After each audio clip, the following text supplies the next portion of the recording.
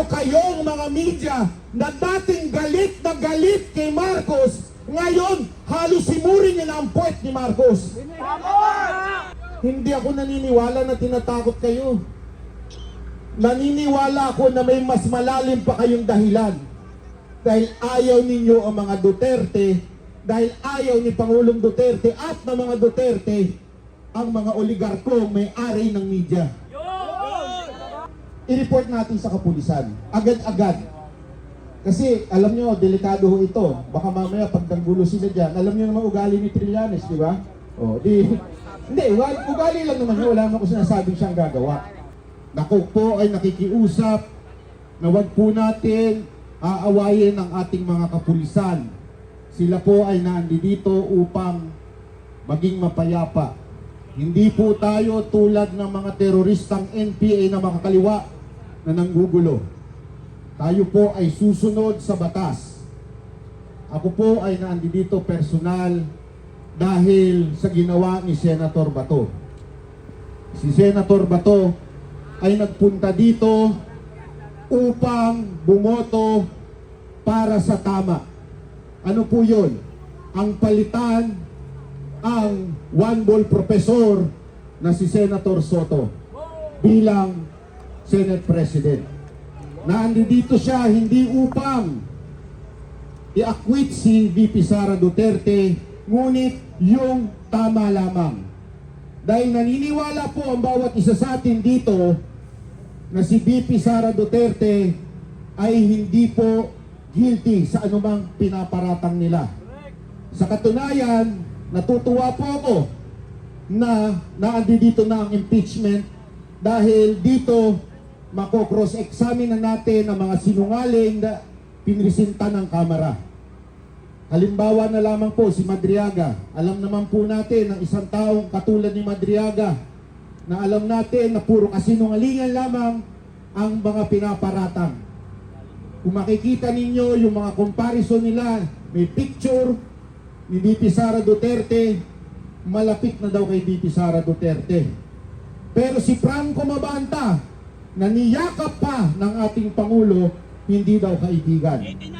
Doon pa lamang po makikita na natin ang pagiging bias, hindi lamang po ng mga congressman natin, kung hindi po ng Malacanang, at lalong-lalo na ang mga bayarang media! Ang mga bayarang media!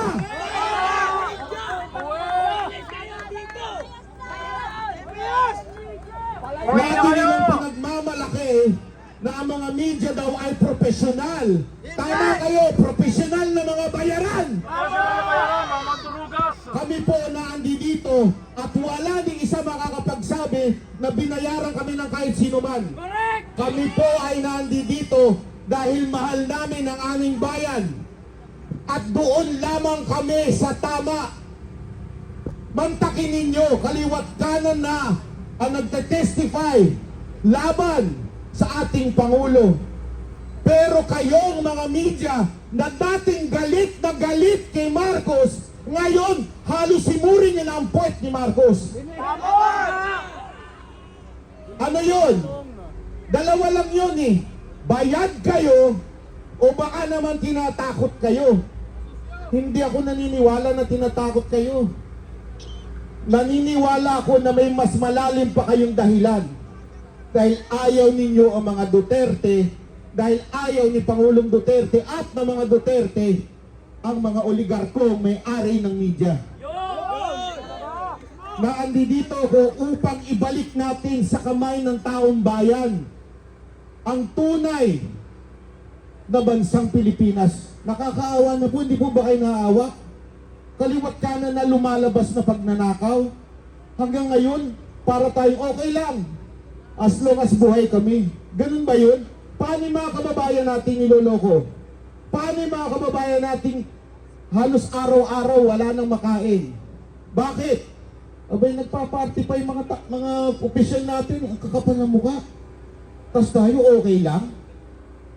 Ang akin lang mga kababayan, simple lang naman ang aking pakinggan natin ang tunay na boses ng taong bayan. Kaming mga ordinaryong Pilipino, kami ang humihingi ng hustisya. huwag yung pagtripan yung Vice President namin na binoto ng taong bayan. Ang akin lang sana po sa mga kababayan na natin na andyan, pumunta po kayo dito, ipakita natin ang suporta natin sa mga senador. Ito na po kasi yung huli. Ito na yung huling naninindigan para sa bayan, itong mga senador natin. Lahat halos nabili na. Ngayon, kung papayag pa tayo na mabili pa ito, paano na ang bayan natin? Kawawa naman. Again, inaayahanan ko po kayo, kayong mga nanonood dyan sa social media. Pumunta na po kayo dito, hindi para manggulo, hindi para suwayin ng batas o suwayin ng mga pulis. Pumunta po kayo, ipakita lang natin ng suporta. Suporta natin, lalong-lalo na po kay Senator Bato. Alam niyo si Senator Bato, yung ginawa niya napaka-risky po. Pwede naman po siya magpahinga na lang dun sa bahay niya o magluto na at mag-ihaw-ihaw na lang dun. Di ba? Pero pumunta siya dito, naninindigan na itong Senado ay dapat para sa bayan. At kung narinig nyo kanina yung komento ni Senator Cayetano, hindi naman niya sinabing i-acquit niya Hindi naman niya sinabing pipigilan niyang impeachment. Ang sinabi lang niya, hayaan natin ang batas. Hayaan natin. Ang problema kasi natin kay Soto, simula't-simula pa lang, alam na natin bias. Simula't-simula pa lang, alam na natin kung ano yung ihahatol niya. Ganun ba dapat ang husgado? Di ba hindi? Dapat makikinig. Kaya kailangan natin ng batas na Senate President. Yan ay sa katawan ni ating Senator Cayetano. At nangyari yan dahil kahit pa paano yung boto dahil kay Senator Bato. Ni-risk ni Senator Bato ang kanyang kalayaan at buhay niya. Kaya ako po, nananawagan sa inyo, kung si Senator Bato pumunta dito para iris ang kanyang buhay, tayo naman iris natin ang ating buhay sa mga senador. So mga kababayan, ulitin ko po na andito po tayo para sa isang mapayapang suporta sa ating mga senador na ituturing talaga ang batas ay batas, hindi ang bend the law. Yun lang, batas lang ang sundan natin. Huwag tayong mag-bend ng law. At pakiusap ko po uli sa ating mga kapulisan dyan. Hello po sa inyo. Nandito po kami, mapayapa, walang mananakit, walang manggugulo, walang mambabato. At sa atin naman mga kababayan, pag may nakita po kayo, kasi siyempre mahahaluan tayo dyan di ba? So pag may nakita po kayong medyo kaduda-duda, pataganan nyo na po kay Boss Dada. Bahala na si Boss Dada dyan. Hindi, sabihin po natin sa kapulisan. Kung may nakikita po kayong kaduda-duda, kausapin natin itong mga kapulisan na to, sabihin nyo sa kanila, ito, medyo hindi namin kasamahan yan, baka manggulo yan. Kasi ingat tayo baka mamaya may manggulo dyan, ibintang sa atin. Okay, hilingin ko lang po sa ating mga kababayan, pag may nakita kayong hindi magandang galawan, may daladalang bag na medyo kaduda-duda, i-report natin sa kapulisan. Agad-agad. Kasi alam nyo, delikado ito. Baka mamaya pagtanggulo sila dyan, alam nyo naman ugali ni Trillanes, di ba? Hindi, ugali lang naman yun. Wala naman ko sinasabing siyang gagawa.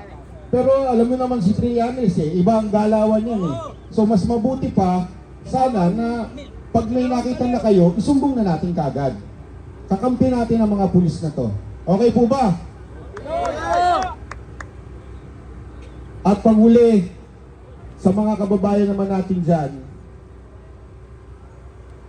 alam ko na nagre-reklamo na kayo sa hirap sa buhay.